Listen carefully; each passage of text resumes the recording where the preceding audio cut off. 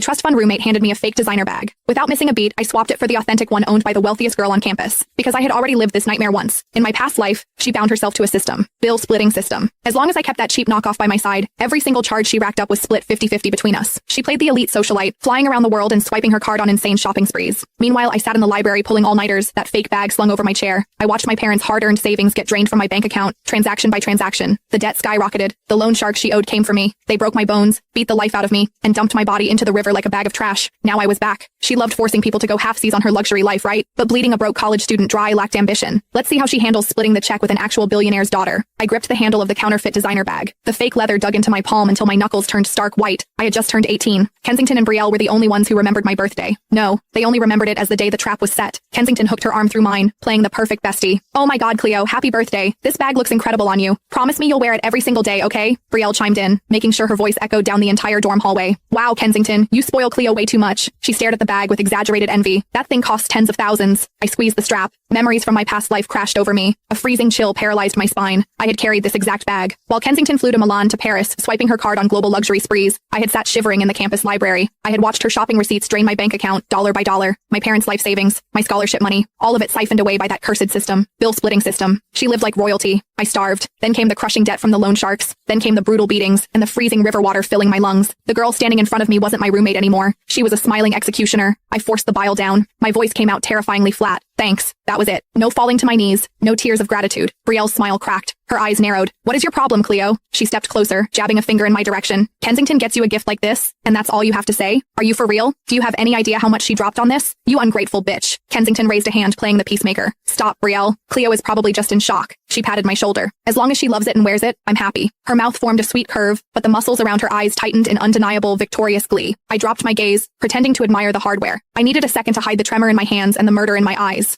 My phone screen lit up against my palm. A news alert popped onto the lock screen. Florence, daughter of the state's wealthiest tech billionaire, to attend the university's charity art gala this weekend as a VIP guest. My pulse hammered against my eardrums. Florence, the heiress. In the attached paparazzi photo, she wore a couture gown. Slung over her shoulder was a bag, a six-figure, limited edition piece, the ultimate flex of untouchable privilege. It was the exact same brand, the exact same model, the authentic version of the cheap fake I was currently holding. A reckless, borderline psychotic plan clicked into place. Bleeding a broke scholarship student dry was child's play. Let's see how she handled splitting the check with the actual daughter of a billionaire. I tipped my head up, curving my lips into a faint, paper-thin smile. Kensington beamed back, soaking up what she thought was my pathetic gratitude. My fingernails dug half-moons into my palms. Not this time. The next day, I walked back into the dorm room with the knockoff slung over my shoulder. Kensington and Brielle were doing their makeup, whispering huddled together. They traded a smug, loaded glance the second I walked in. I ignored them, making a beeline straight for Dakota's desk. Dakota was a total clout chaser. She constantly drooled over Kensington's designer stash, desperate to claw her way into their little inner circle.